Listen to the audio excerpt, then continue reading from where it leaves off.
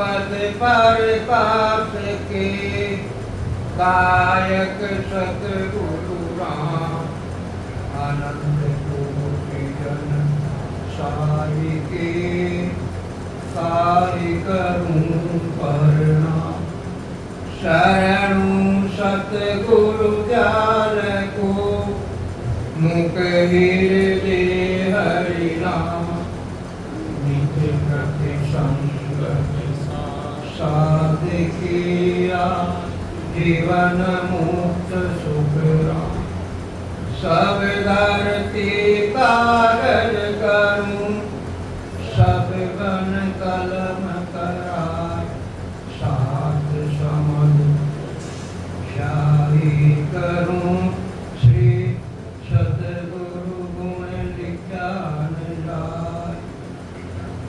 सवान राम राम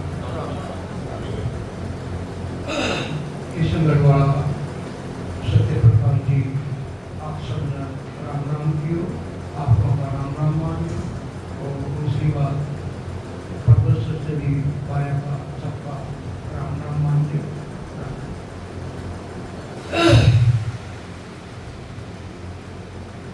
आदि अनादि से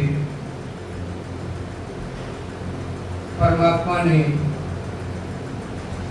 सृष्टि की रचना की। जब से लेकर आज तक संसार में ऐसा नियम बना हुआ है तो कोई भी घर में हम काम करते हैं, लड़की जवान हो गई, शादी करनी है,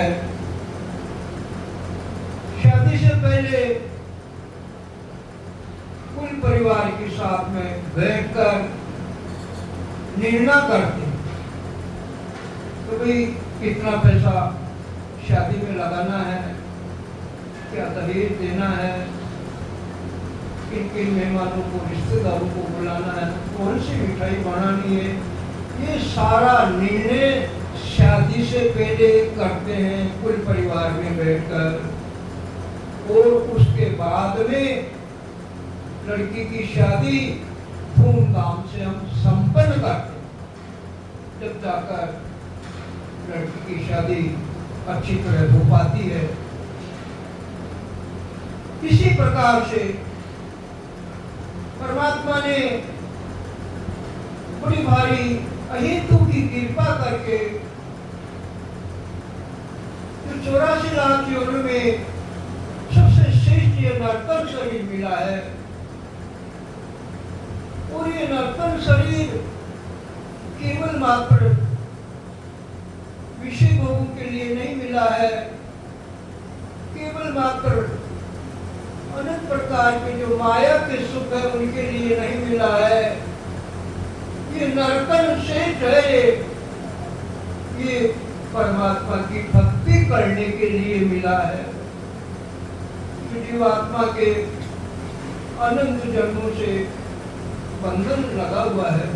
पुनरपि जन्मन पुनरपि मरणम, बार बार जन्मो बार बार मरो।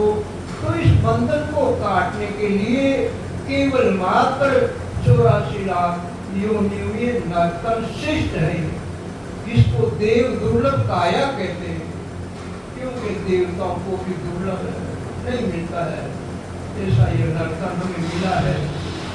तो हमें भक्ति करने से पहले, साधना करने से पहले, भजन करने से पहले हमें निर्णय लेना पड़ेगा। तब साधना कौन सी करें? वैकुंठ में जाने की करें, स्वर्ग में जाने की करें, कर्ता पद में जाने की करते, या अकर्ता पद जो परमात्मा का देश है वहां जाने की। इसका पहले हमें निर्णय करना पड़ेगा। बिना निर्णय किए बिना महाराज फरमाते पाता तीन भगत कम कोई सुरगुण निर्गुण आनंद पद की, या वो भेद न्यारो हुई। तीन प्रकार की भक्ति महाराज ने निर्णय किया। सुरगुण साकार की भक्ति, माया की भक्ति, निर्गुण निराकार की भक्ति, पिता की भक्ति, और तीसरी गुरुपदेश की प्राप्ति, सदगुरु की भक्ति। तो इनका पहले निर्णय करना पड़ेगा हमें। और जो बिना निर्णय किए बिना जो साधना करते हैं, भक्ति भजन करते हैं, वो 84 में घूमते फिरते, उनकी 84 नहीं करती है। इसलिए पहले निर्णय करना पड़ेगा। बिना निर्णय के बिना तब बहुत साधन से पार नहीं हो सकते। तो ये महाराज ने निर्णय का अंग बड़ा जबरदस्त लिखा महाराज ने। आप ध्यान से मन लगाकर, सूरत लगाकर, चेता लगाकर सुनना। बिन निरहु सुनिया बिना, भगत करे जुग माय। से नर जुग में उतरे, लोक किनी नहीं जाय। लोक किनी नहीं जाय, मोह घर को घर माई। अंत काल में जीव छाड़, कोण दिशा जाई। सुख राम एक नहीं पहुँचिया, ना अब पहुँचे जाय। बिन निरहु सुनिया बिना, भगत करे जुग माय। सबसे पहले संगत में जाएं, महापुरुषों के वचन के द्वारा ज्ञान सुने, और ज्ञान सुनने के बाद में निर्णय करें। बिना निर्णय सुनिया बिना, बिना सत्संग में दिए बिना, महापुरुषों का ज्ञान सुने के बिना, भगत करे जुग माय। जो भक्ति भजन साधना करते हैं, निर्णय नहीं सुना, और निर्णय नहीं सुना तो निश्चय नहीं किया हमने, और निश्चय नहीं किया तो भगत करे जुग माय। और भक्ति भजन करने के लिए हम बैठ गए, और भक्ति भजन भी रात दिन कर रहे हैं, साधना कर रहे हैं, करने की कमी नहीं है। वो रात दिन कर रहा, का रात दिन कर रहा, मगर से नर जुग में उतरे, लोक किनी नहीं जा। वो रात दिन साधना करने वाला जो बिना निर्णय के द्वारा भक्ति भजन करता है, वो लोक किनी नहीं जा, किसी भी लोक को नहीं पूछेगा। क्यों नहीं पूछेगा? चल तो रहा है, भाग रहा रात दिन, मगर गांव का रास्ता की मालूम नहीं है। 4 रास्ते आ गए, अब 4 रास्ते आने के बाद भी पता नहीं रास्ते का, और उसने गलत रास्ता पकड़ लिया। गलत रास्ता पकड़ने से जिस गांव में वो जाना चाहता, उस गांव में नहीं पहुंच पाएगा। इसी प्रकार से निर्णय हमने नहीं सुना, और भक्ति भजन करने लग गए, रात दिन कर भी रहे हैं, मगर बिना निर्णय किए के बिना लोक किनी नहीं जाए। कौन से लोक में पूछेगा? किसी भी लोक में नहीं पूछ पाएगा। और फिर क्या होगा? मोह घर को घर माई। जिस आदमी का या जिस स्त्री का मोह और प्रेम घर के अंदर लगा हुआ रहता है, तो महाराज फरमाते कि अंत काल में जीव छाड़ कोण दिशा जाई। अंत समय में जब ये प्राण आत्मा शरीर छोड़ के निकलेगी, तो कौन सी दिशा में जाएगा? कौन सी दिशा में जाएगा ये हम कह नहीं सकते हैं। क्यों नहीं कर सकते हैं? तो साधना तो कर रहा, मगर निर्णय नहीं किया कि भक्ति कौन सी करनी है, कैसे करनी है। नाम न्यारो, वेद न्यारो, सतगुरु न्यारा। जो नाम भी अलग है, वेद भी अलग है, बताने वाले संत महापुरुष भी अलग है, मगर निर्णय नहीं किया। निर्णय नहीं करने की वजह से लोक किनी नहीं जाए, मोह घर को घर माई। अंत काल में जीव छाड़ कोण दिशा जाई। सुखराम एक नहीं पूछियो, जिन्होंने निर्णय नहीं लिया, साधना कर रहे रात दिन, मगर फिर भी सुखराम एक नहीं पूछियो, एक भी परम मोक्ष की प्राप्ति नहीं की पाए, और ना अब पहुंचे जात। और अभी वर्तमान में अभी हम यहाँ बैठे हैं, और अणिमे वचन भी सुन रहे हैं, मन लगाकर, चित्त लगाकर, मगर निर्णय नहीं किया हमने। यहाँ दूध और पानी का निर्णय होता है, माया क्या है, ब्रह्म क्या है, इसका पूर्ण रूप से निचोड़ होता है। और निचोड़ होने के बाद में भी निर्णय नहीं कर पाए तो अभी भी नहीं पहुंचेंगे, पहले भी नहीं गए। सतयुग, त्रेता, द्वापर और कलयुग में जिन्होंने निर्णय नहीं लिया वो पहले भी नहीं पहुंच पाए और अब भी नहीं पहुंचेंगे। तो उनका क्या हाल होगा कि वापस 84 लाख योनि, 43,20,000 लड़कों को 84 का उनको क्या नाम से भोगना पड़ेगा, जो बिना निर्णय लिए हुए साधना करते। क्यों? 4 युग के एक ही बार जो नर्तन और 4 युग, सतयुग, त्रेता, द्वापर, कलयुग, 4 युगों के 43,20,000 वर्ष तक 84 लाख योनि भोगी और फिर भी बिना निर्णय के द्वारा अपनी साधना की तो फिर वापस 84 वापस भोगो, उस देश की प्राप्ति नहीं कर पाए। तो अब संगत में महापुरुषों के द्वारा ज्ञान सुने, भीन भीन कर गिरना सुने, लोक लोक रो जाए प्रेणी तन विचार सु, सबका मालूम हो, सबका मालूम हो, तबे देखे नर माई, जब पहुँचे किन लोक ज्ञान में सुनियो आई, सुख राम के लवाई गए जामुर ने छोड़, बिन बिन कर निर्णु सुने, लोक लोक रोजो। अलग अलग लोगों का भिन्न भिन्न प्रकार से निर्णय सुने, सत्संग में जाकर और फिर अलग अलग सबकी साधना की जानकारी करे और वो सब प्रकार से निश्चय करे और निश्चय करने के बाद में साधना करे। तो वो साधना करने के बाद में निश्चय कर लिया कि भाई मुझे तो क्या नाम से अमर लोक की प्राप्ति करनी है, निश्चय कर लिया। और निश्चय करने के बाद में सताधारी महापुरुष जो भेदी जन महापुरुष है, जिनके पास अमर लोक की प्राप्ति का साधन है, उनके शरण में जाए और जो वो ज्ञान बताए मोक्ष की प्राप्ति का, उस ज्ञान को निज मन से धारण करे। निज मन से, एक तो होता मन और एक होता निज मन।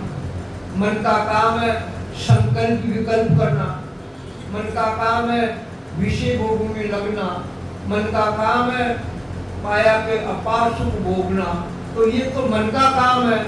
और निज मन जिसको कहते हैं आत्म चेतन, जो साक्षात्कार ईश्वर का अंशी है, तो उस निज मन के द्वारा यानी निज मन से ज्ञान को सुने और सुनकर फिर सद्गुरु विधि से साधना करेगा। श्वास और विश्वास से साधना करे और उस साधना के पराक्रम से जो परमात्मा की सत्ता, जिसको ने अंशर कहते हैं, जिसको सत्य शब्द कहते हैं, वो सत्य शब्द परमात्मा के देश से वो आता है, वहां से आकर के और ये हमारा जो शरीर है, इस शरीर में आकर वो प्रकट होता है। और जो ही वो सत्ता घट में प्रकट होती है और क्यों ही आत्म चेतन के आधार से उसकी अनुभूति हो। सत्ता प्रकट होते ही शरीर में हलचल मच जाती है। कैसे बनती है? उदाहरण के लिए आप समझ जाओगे कि जैसे किसी माता बहन के परमात्मा की दया हो जाती है और दया होने के बाद में उसके आस बन जाते, तो सबसे पहले उस माता बहन को स्वयं पता लग जाता कि मेरे ऊपर परमात्मा की ऐसी कृपा हुई है।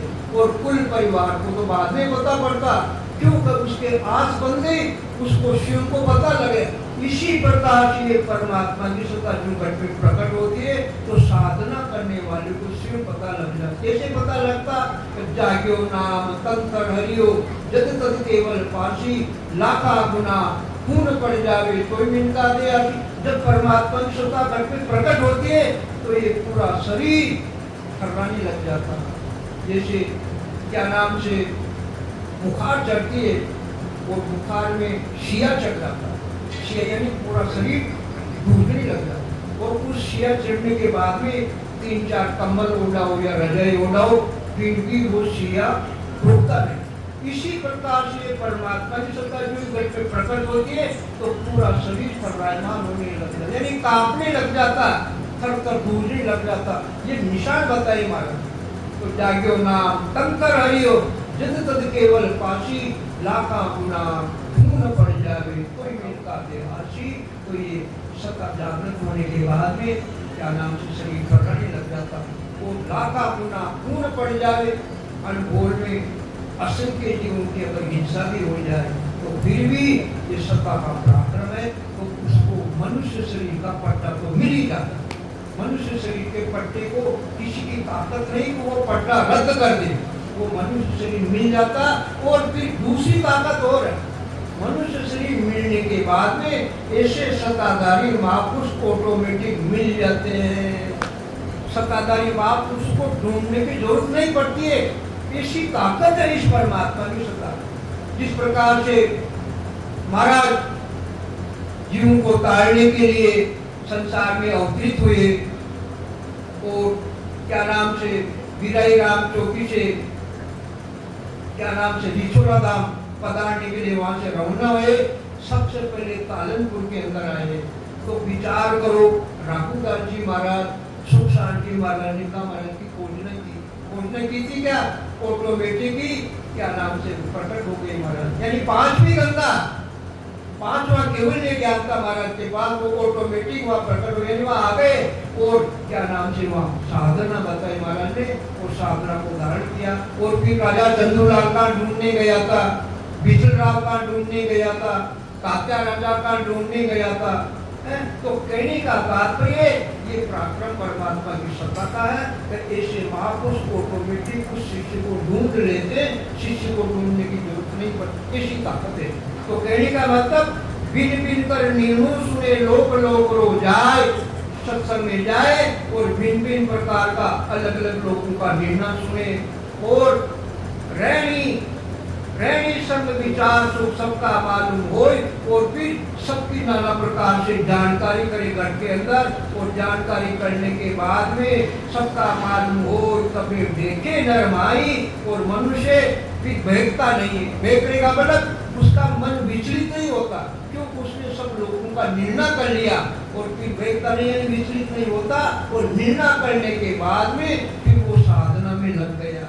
और साधना में लगने के बाद में परमात्मा की कृपा से इस शरीर के द्वारा वो परम मोक्ष की प्राप्ति कर, क्यों निर्णय सुन लिया। और निर्णय सुनने के बाद भी बैठता नहीं है, बैठने का मतलब फिर वो विचलित नहीं होता। दारूदार कोई साधना रात दिन करता और 12 कोणों पे अनुभूति करके और परमात्मा की सत्ता का 10 बार अनुभूति करके वो मोक्ष की प्राप्ति कर ले, यानी विचलित नहीं हो। चाहे कितनी भी वादी आओ, कितनी भी तकलीफ पड़ो, पर वो विचलित नहीं होता है। चाहे राजा गांव देश निकाला भी दे देवे, पर फिर भी विचलित नहीं होता। जिस प्रकार से दरियासा महाराज के 72 शिष्य थे और 72 शिष्यों में हरकाराम जी महाराज की जाति के शराबी थे, भाजन थे, मगर समाज वालों के बेखाव में आकर और जोधपुर दरबार ने क्या नाम से हल्काराम जी महाराज को देश निकाला दे दिया। देश निकाला स्वीकार कर लिया हल्काराम जी महाराज ने, मगर भक्ति को नहीं छोड़ी। दरबार से कहते कि दरबार ये तेरा मुल्क छोड़ सकता हूँ, अनंत अपार मेरे पास जो संपत्ति है उसको छोड़ सकता हूँ, कुल परिवार को छोड़ सकता हूँ, मगर ये भक्ति में 3 काल में भी नहीं छोड़ सकता।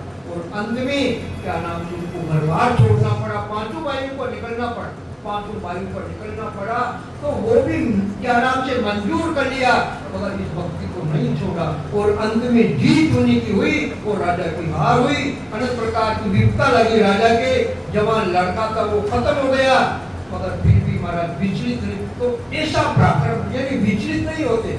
और परमात्मा परीक्षा भी लेते, साधना करने वाले की परीक्षा होती है, और उस परीक्षा में जो निपुण हो जाता वो बहुसागर से पार हो जाता, और जो विचलित हो जाता, बहक जाता, तो फिर वो बहुसागर से पार नहीं होता। तो महाराज यहाँ पर यही, तो वो विचलित नहीं होता है।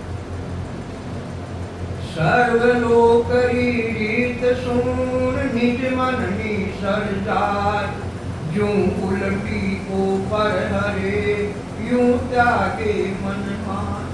यूं तागे मन माय मोक प्यारी जब लागे, यूं बालक मागे काम कामी शिव जागे, सुख राम ज्ञान प्रकाशिया केवल उपजो आज, सर्वलोक की रीत सुन निज मन नीसर जाय। निज मन के द्वारा यानी आत्म चेतन के द्वारा सभी लोगों की रीति को सुने, कौन से लोग की साधना किस प्रकार से करनी है और वो साधना किस लोग की प्राप्ति कराती है, वो सारा निज मन से सब लोगों का निर्णय सुने और निर्णय सुनने के बाद में पूर्ण रूप से उसको जानकारी हो जाती है लोगों की। तो मतलब कहते हैं कि अलग अलग जानकारी होने के बाद में यूं त्यागे मन माय, यूं उल्टी को पर हरे, यूं त्यागे मन माय। और दूसरे जितने भी लोग हैं जो सुखों की प्राप्ति कराने वाले, उन लोगों को साधना को त्यागे। किस प्रकार त्यागे? यूं उल्टी को पर हरे, यूं त्यागे मन माय। जिस प्रकार से शरीर में कोई तकलीफ हो जाती है और तकलीफ होने के बाद में खाया पिया बाहर निकल जाता है, यानी उल्टी हो जाती है, और उल्टी होने के बाद हमारा मन उस की हुई उल्टी को देखने की इच्छा नहीं करता, देखने की इच्छा थोड़ी करता। क्यों? उल्टी होने के बाद में मन पे विकल हो जाता, घृणा आ जाती है, क्यों? बदबू मारती है, तो मन से उसको देखने की इच्छा नहीं करती। इसी प्रकार से मोक्ष की प्राप्ति के अलावा जितने भी लोग हैं जो सुखों की प्राप्ति कराने वाले लोग हैं, उन सुखों की प्राप्ति कराने वाले लोगों को नहीं जाने की साधना नहीं करे, भक्ति को छोड़े। जिस प्रकार से उल्टी हो जाती है और उस उल्टी को हम देख भी नहीं पाते, उसी प्रकार से मोक्ष की प्राप्ति के साधन के अलावा जितने भी माया प्राप्ति का ज्ञान है उनको इस प्रकार से छोड़ो, इस प्रकार से छोड़ो। यूं त्यागे मन माय मोक्ष प्यारी जब लागे, और जब जाकर मोक्ष प्यारी लगती है कि भाई मुझे तो मोक्ष की प्राप्ति करनी है और वो साधन रात दिन करना है। यूं बालक मारे काम कामी सिर जागे, और फिर ऐसा है, ऐसा प्रेम, ऐसा भाव परमात्मा की भक्ति में लगाए। कैसा लगाए? यूं बालक मारे। जिस प्रकार से इतनी माता बहन बैठी हुई है, एक छोटा बच्चा होता है और उस छोटे बच्चे को छोड़ दे, और छोड़ने के बाद में वो बच्चा क्या करता? सबकी शक्ल देखता, सबका मुंह देखता, और मुंह देख करके और दूसरी माता बहन की गोद में नहीं बैठता है। और यूं ही अपनी माँ की शक्ल की तरफ देखा बच्चा, और शक्ल देखते ही वो बच्चा तत्काल अपनी माँ की गोद में बैठ जाता है। क्यों बैठता? तो उसका हेत माँ से है, अपनी माता से। और वो माँ सुबह से लेकर सायंकाल तक कितने उसके रेपटे मारे, कितना ही पीटे, मगर फिर भी वो छोटा बच्चा अपनी माँ की गोद में बैठेगा। क्यों बैठेगा? माँ का हेत। इसी प्रकार से यूं बालक माँ है, जिस प्रकार से बालक का हेत माता के साथ रहता, ऐसा है उस परमात्मा में, ऐसी प्रीति, ऐसा प्रेम उस परमात्मा में लगा है। और फिर उदाहरण दिया, काम कामी सिर जागे। जिसके सिर में काम वासना जागृत हो जाती है, विषय भोगों की, चाहे रात के 12 बज जाओ, मगर जब तक विषय भोग नहीं करता है तब तक उसको चैन नहीं मिलता है। क्यों? तो उसकी कामना जागृत हो गई, विषय भोगने में कामना जागृत हो गई। इसी प्रकार से क्यों बालक बाहे, इस प्रकार से बालक का हेत माँ में है और कामी आदमी का हेत प्रेम कामनी में है। इसी प्रकार से वो हेत, वो प्रेम, वो भाव परमात्मा की भक्ति में लगा है। जब जाकर वो रीत बढ़ती है, वो कहते हैं कि बिना प्रेम के बिना तो संसार में उत्पत्ति भी नहीं होती है। इसी प्रकार से बिना प्रेम, बिना भाव, बिना विश्वास के बिना उस परमात्मा की भक्ति नहीं होती है, और नहीं होती तो देश की प्राप्ति तीन काल में भी नहीं कर पाते। सुखराम ज्ञान प्रकाशियो केवल उपजो आज, सुखराम ज्ञान प्रकाशियो। और कौन सा ज्ञान प्रकट हुआ? वेद से भक्ति करने लगेगा तो सुखराम ज्ञान प्रकाशियो, भारत के वो 5 वाक्य ज्ञान प्रकट हो गया। 5 वाक्य केवल ज्ञान, प्रेम, भाव, विश्वास, जो बालक का है। जिस प्रकार से बच्चे का हेत माता से, कामी उसका हेत कामनी से, वैसा हेत, वैसा प्रेम, परमात्मा की भक्ति में लगते हैं। शुक्राम ज्ञान प्रकाशियो, जब तक घट में वो पांचवा केवल ज्ञान प्रकट हो जाता, जिसको ने अंशर कहते, केवल जो है वो केवल घट में प्रकट हो गया। और केवल का प्राकरण कैसा है, और कैसी ताकत है उस केवल का, केवल नाम रटो मन मेरा, जो तेरा पाप कर्म कट जावे, मिटे जन्म जून सब फेरा, केवल नाम रटो मन मेरा। हे मन, हे मेरे प्यारे मन, हे मेरे लाडले मन, हे मेरे पुतलिया मन, इस केवल नाम को रटो। जो प्रकट होने वाला है पांचवा नाम, केवल नाम रटा नहीं जाता है, केवल नाम रटा नहीं जाता, रकार मकार ये युगल नाम रकार मकार ये रटा जाता है, साथ साथ ये रटा जाता, केवल नाम तो प्रकट होता, उसका आत्म चेतन के आधार से अनुभव होता है, बाकी केवल नाम रटा नहीं जाता है। महाराज ने लिखा केवल नाम रटो, हर चीज लिखी नहीं जाती है, महापुरुष थोड़ा इशारा करते, मामूली इशारा करते, अगर हर चीज लिखी जाए बताई जाए तो मैं समझता हूँ ये महापुरुष का जो अनुभव ज्ञान जो हमारे बीच में विराजमान है, मैं समझ इतना बड़ा भारी पोथा हो जाता, इतना पोथा बन जाता तो हम उठा ही नहीं पाते। महापुरुष इशारा करते, वो इशारा हमको समझ, इसलिए केवल नाम रटा नहीं जाता, ये रकार मकार का नाम ये रटा जाता, उससे भी वो केवल नाम प्रकट हो। इसलिए केवल नाम रटो मन मेरा, जो तेरा पाप कर्म कट जावे, जीव के जन्म जन्मांतर के जो पाप कर्म है वो सारे पाप कट जाते, मीठे जन्म जून सब फेरा। और जन्म जन्मांतर के जो फेरे हैं, ये 84 का फेरा है, 84 का, वो सारा 84 का फेरा एक क्षण में खत्म हो जाता। ऐसा केवल नाम, ऐसी ताकत है इसको। बिन निरनु सुनिया बिना परम मोक नहीं जाए, करणी साजे छे बिना गरज सरे नहीं काई, गरज सरे नहीं काई अरद जा कोयो गोरी, बिन सुनिया किन काम कौन विद पूंजे कोई, चालन की सरदा घनी, चालन की सरदा घनी, फिर गोत्या खाए, बिन निर्णु सुनिया बिना परम भोग नहीं जाए। बिना निन्ना सुनने के बिना, पहले निन्ना सुनो और निन्ना सुनने के बाद निश्चय करो, मन में दृढ़ता से उसको निश्चय करो। और निन्ना सुनने के बिना परम मोक्ष नहीं जाए, और फिर परम मोक्ष की प्राप्ति बिना निन्ना सुनने के बिना। इस काल में न तो कोई गए हैं, ना कोई अभी जाएंगे और ना कोई आगे जाएंगे। मोक्ष में जाने के लिए पहले निन्ना करना पड़ता है कि हमें तो मोक्ष की प्राप्ति ही करनी है, और फिर ऐसे संतों के शरण में जाना पड़ता है जो उस देश के वासी हैं, और फिर उनका ज्ञान निज मन से धारण करना पड़ता।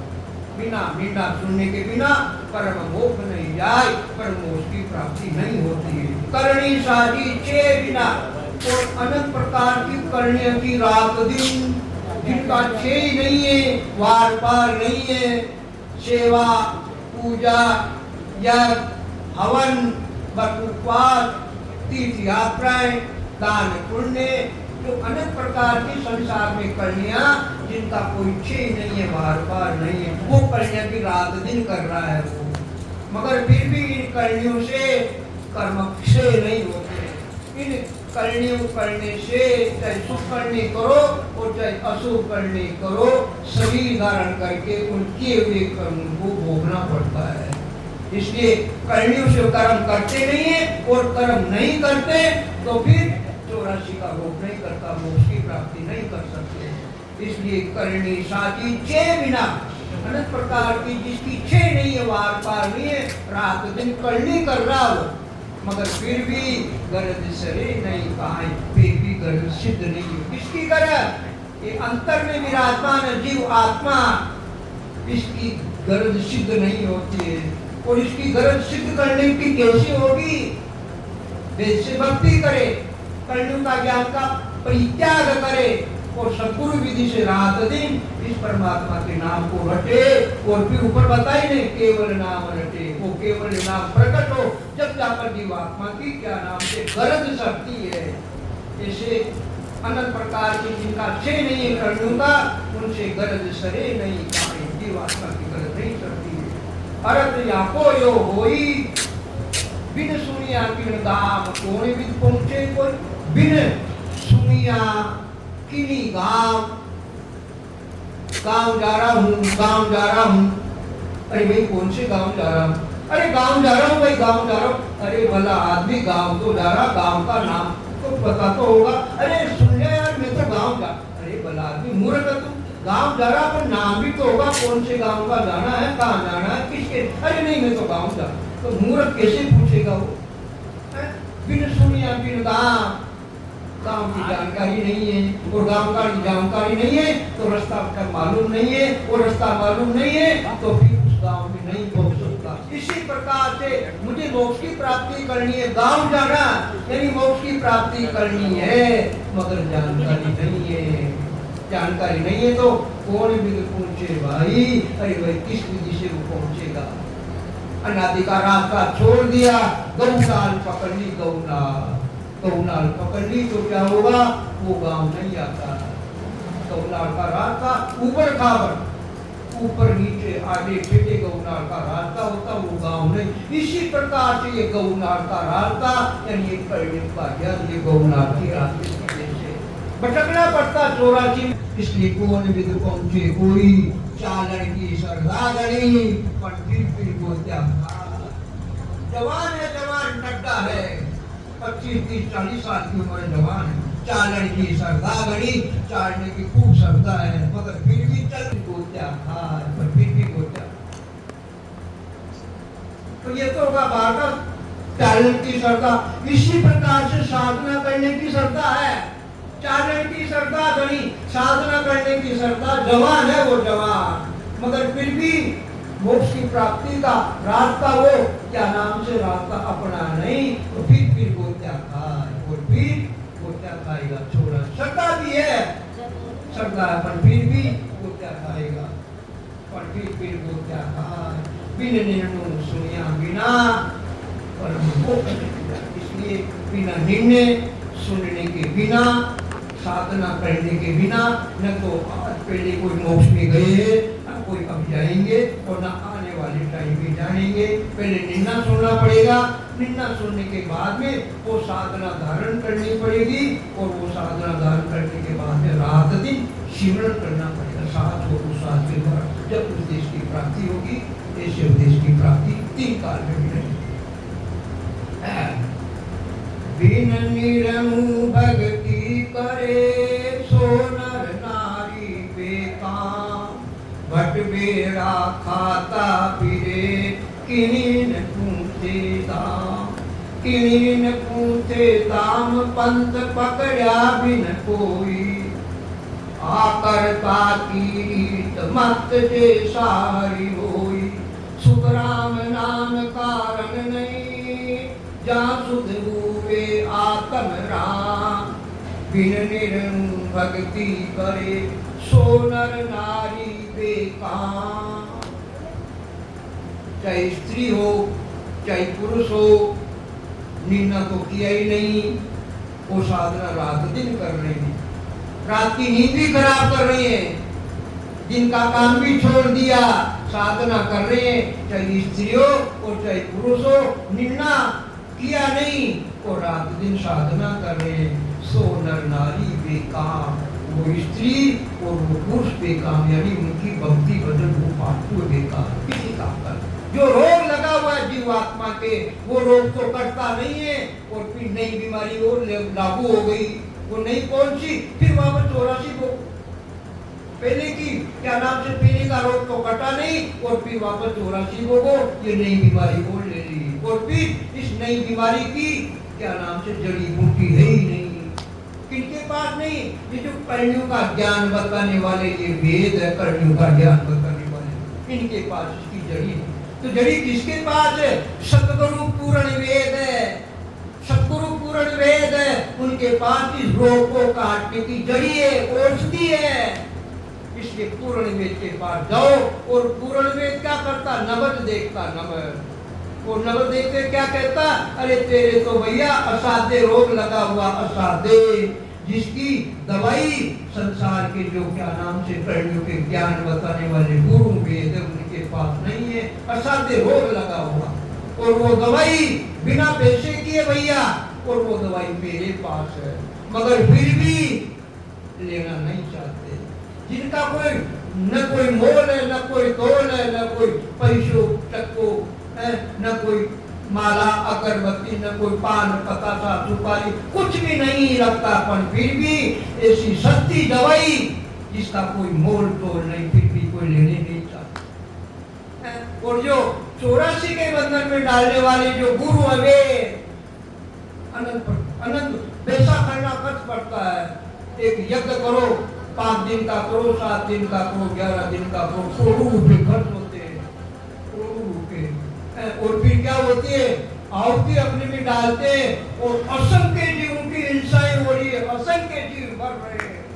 तो विचार करो, पहले का रोग तो मिटा नहीं, और फिर अनंत जीवों की हिंसाएं और हो गई। वो हिंसाओं को भोगने के लिए क्या नाम से 84 भोगो। और ये महापुरुषों का नाम, ये ज्ञान कौन सा? अहिंसो परमो धर्म है। ये महापुरुषों का ज्ञान अहिंसो परमो धर्म का है। इसमें किसी प्रकार की जीवों की हिंसाएं होती नहीं है। क्यों नहीं होती है? कि श्वास और उच्छ्वास से साधन करते हैं, उच्छ्वास अंदर जाता, उच्छ्वास अंदर जाता है, और उस उच्छ्वास जो अंदर जाता उसके पराक्रम से वो परमात्मा की सत्ता प्रकट होती है। और अंदर श्वास जाता, उसमें जीव हिंसाएं नहीं होती है। जीव हिंसा कब होती है? बाहर श्वास जाता है, बाहर श्वास जाता है, वो गरम गरम निकलता है, चाहे मुंह से निकलो श्वास, चाहे क्या नाम से दो का मुंह से गरम गरम क्या नाम से श्वास निकलता, असंख्य जीव मरते।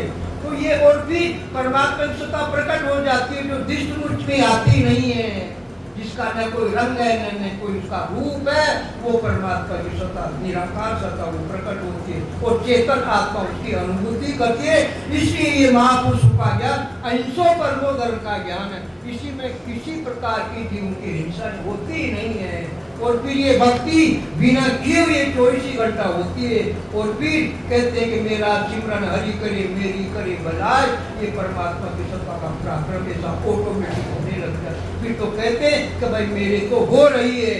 और जो कलयुग का ज्ञान करने वाले रात दिन जो कर रहे हैं, सेवा पूजा यज्ञ हवन बरतुपात और श्वासा के आधार का सिमरन, तो वहां तक को कहना पड़ता था मैं सिमरन करूं हूँ, मैं भक्ति करूं हूँ, मैं भजन करूं हूँ। तो अभी वो कर रहा है, मैं करूं हूँ, अहंकार साथ में है, ये अहंकार, और वो हो रही है, मैं नहीं कर रहा है, वो हो रही है। वो पाप पुण्य से अलग है, अहंकार से अलग है। तो विचार करो, ये अहिंसो परमो धर्म का है। और देखो मेरे को बात याद आ गई, आप कोटवाल के जितने भी माता बहन भाई बहन हैं, आपका भारत के ज्ञान के प्रति बड़ा अथाह प्रेम है, प्रकाश प्रेम आपके घट में है। मगर मैं आज मेरे मन में आगे कहना चाहता हूँ खुलासा कि आपका बड़ा प्रीति है, मगर ये जो आप लेकर आते हो, ये लेकर आते हो, इसका थोड़ा विचार करो। इसका विचार क्या करना? इसमें अनंत प्रकार के जीवों की हिंसाएं हो गई, अनंत जीव मर चुके इसमें, और उन हिंसाओं का दोष से उनको लगेगा। तो फूल को चढ़ाना, माला चढ़ानी है, पर वो फूल कौन सा है? वो अंतर में चढ़ाना। प्रेम फूल मन वो ले आवे, वो प्रेम रूपी फूल चढ़ाना है परमात्मा में, प्रेम रूपी फूल चढ़ाना, प्रीति रूपी फूल चढ़ाना। इसका न कोई पैसा लगता है, न कोई बाजार से खरीदनी पड़ती है, वो अंतर का वो प्रेम लगाओ। इसलिए बाहर के फूलों की जरूरत नहीं, अंतर के फूल चढ़ाओ, इनकी जरूरत नहीं। घी के दीपक की भी जरूरत नहीं है, दीपक जलाना है, अंतर का जलाना है। और वो कौन सा जलाना है? कौन सा जलाना? दीपक ज्ञान प्रीत की बाती, दीपक ज्ञान को ज्ञान रूपी दीपक जलाना। कौन सा? केवल ज्ञान रूपी दीपक घट में जलाना है। और जो केवल ज्ञान रूपी घट में दीपक जल गया और फिर पूरा अज्ञानता का अंधकार खत्म हो गया। 3 काल में भी फिर अज्ञानता का अंधकार खत्म नहीं। और प्रीत की बाती और बत्ती भी लगाना, तो कौन सी प्रीति की बाती लगाओ, यानी प्रेम, भाव, विश्वास, परमात्मा की बत्ती में लगाओ। ये दीपक जला। कलश भी मंदिर में कलश सजाते, पानी का कलश भरते, कलश भी चढ़ाना महाराज के, पर वो कौन सा कलश चढ़ाना? सुखमन कलश अम्मी भर लाई, जिगमी की मंदिर माई। सुखमना में बिना के 24 घंटा भक्ति भजन हो रही है, वो कलश बढ़ना। तो कहने का मतलब न बाहर की माला की फूल की आवश्यकता है, न बाहर के दीपक जलाने की आवश्यकता है, न बाहर का पानी का कलश बढ़ने की आवश्यकता है। ये सारा खेल अंतर का ये, और ये करोगे तो अनंत प्रकार की जीव हिंसाएं होगी और वो दोष हमें लगेगा। तो ये नहीं है आपका प्रेम, आपकी प्रीति महाराज के प्रति, संतों के प्रति बड़ी अटपटी है, पर इसका थोड़ा विचार करिए। क्या परम पूज्य ने आदरणीय शेख साहब क्या मूर्ख थे? क्या दादी साहब मूर्ख थे? क्या कौन सा दीपक जलाया उन्होंने, कौन सी माला चढ़ाई उन्होंने, उसका विचार करना। ये अंशों परमो धर्म का ज्ञान है, ये हिंसाओं से रहित ज्ञान है। इसलिए ऐसा कभी नहीं करे। जेनी भाई बंधु अंशों परमो धर्म का